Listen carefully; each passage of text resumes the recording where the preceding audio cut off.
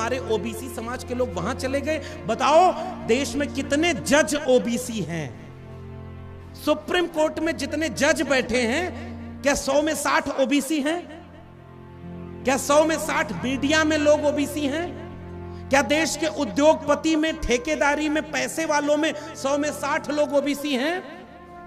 और जबकि नारा उत्तर भारत में लगा था कि संसोपा ने बांधी गांठ, पिछड़ा पावे 100 में 60। उस नारे को बहुजन समाज के लोगों ने आगे बढ़ाया कि 100 में 90 शोषित हैं, शोषितों ने ललकारा है, धन धरती और राजपाट में 90 भाग हमारा है, 10 का शासन 90 पर अब नहीं चलेगा, नहीं चलेगा। मान्यवर कांशी राम उस नारे को आगे बढ़ा रहे थे। अब जरा इस बात का जवाब दो, 15% शेड्यूल कास्ट के न जज हैं, न ब्यूरोक्रेट हैं, न प्रोफेसर हैं, न मीडिया है। शेड्यूल कास्ट के 15% लोग नहीं है, 1.5% से ज्यादा आबादी नहीं है। सुप्रीम कोर्ट में आज शायद एक सुप्रीम कोर्ट का जज शेड्यूल कास्ट से है, 2 ओबीसी है, शेड्यूल ट्राइब तो एक भी नहीं है।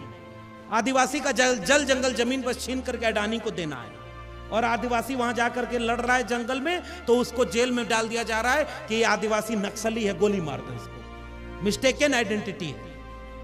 Where is 90%? हम न प्रोफेसर बनकर विश्वविद्यालय में हैं, न डॉक्टर बनकर हॉस्पिटल में हैं, न इंजीनियर बनकर इमारतें बना रहे हैं, हम न ब्यूरोक्रेट बनकर देश चला रहे हैं, हम न सुप्रीम कोर्ट में जज बने बैठे हैं, हम न मीडिया में हैं, न हम उद्योग में हैं, तो हम हैं कहां 90%? कांवड़ यात्रा में 90% हम हैं। और ये मैंने नहीं बोला है, सारा जोखिम आप हमसे मत दिलवाइए मुझे। अभी उत्तर भारत में जाना है, 2-4 मुकदमा हो जाएगा तो बचाएगा कौन? वो कह देंगे मेरी आस्था को ठेस पहुंच गई है।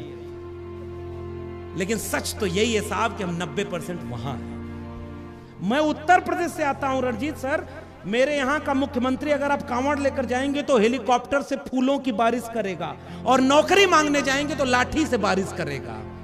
और हमारे नौजवानों को अभी भी पता नहीं चल पा रहा है कि उनको क्या चाहिए। तो 90% हम वहां हैं। 90% अस्पतालों में बीमार बनकर लाइन लगाए हुए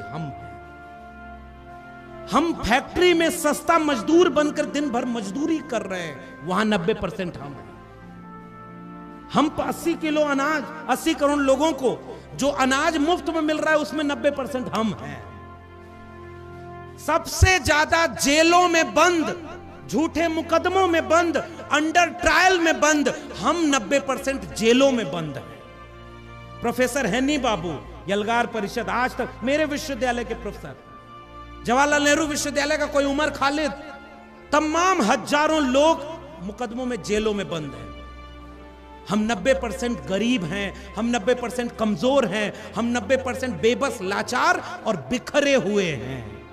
और बिखरे हुए लोगों का कभी हुकूमत नहीं आती। इसलिए मैं कुछ आज के सवाल बस आपसे साझा किया हूं, बाद में बहुत सम्मानित और वरिष्ठ लोग हैं, आप उस पर विचार करिएगा। मैं आज भी देश भर में घूम रहा हूं। जब तक नौकरी थी तब तक नौकरी की बंदिश थी। माने साहब नौकरी छोड़ करके यहां बैठे हैं, मुझे नौकरी से छुड़वा दिया गया। हालांकि मैंने काम ही ऐसा किया था कि वो नौकरी नहीं देते। उनको ओबीसी ऐसा चाहिए जो मंडल कमीशन के विरोध में कमंडल का रथ निकले तो उसका संयोजक बन के बैठा है। अगर समझ जाना तो पहचानना कि नकली ओबीसी कौन है। 35 साल भीख मांगने के बाद भी 10 लाख का सूट पहने, 1.5 लाख का चश्मा लगाए, वोट में चुनाव में कहे कि मैं ओबीसी मां का बेटा हूं, और आज तक प्रधानमंत्री रहने के बाद भी एक बार भी मंडल कमीशन का नाम तक न ले। मंडल कमीशन की सिफारिश कहती है प्रमोशन में आरक्षण चाहिए। मंडल कमीशन कहता है कि अगर आरक्षण की अपर लिमिट 50% से ऊपर हो जाए तो जितनी जिसकी संख्या भारी उसकी उतनी हिस्सेदारी, ओबीसी का आरक्षण बढ़ाकर 52% होना चाहिए। कैसा ओबीसी जो इसमें एक भी सवाल का जवाब नहीं देता हो।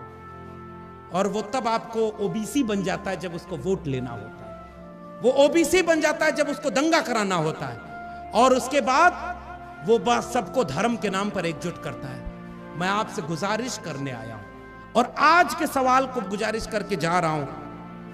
हमें दूर जाना है, आज ही शाम को फ्लाइट है, तो आप अभी और वक्ताओं को सुनिएगा। मैं 1000 किलोमीटर दूर से आया, अपना दिन का काम छोड़कर आया। मेरा अभी भी काम है पढ़ाई लिखाई। मैं 2 किताबों को लिखने का काम कर रहा हूं। नौकरी नहीं है तो सैलरी नहीं आती।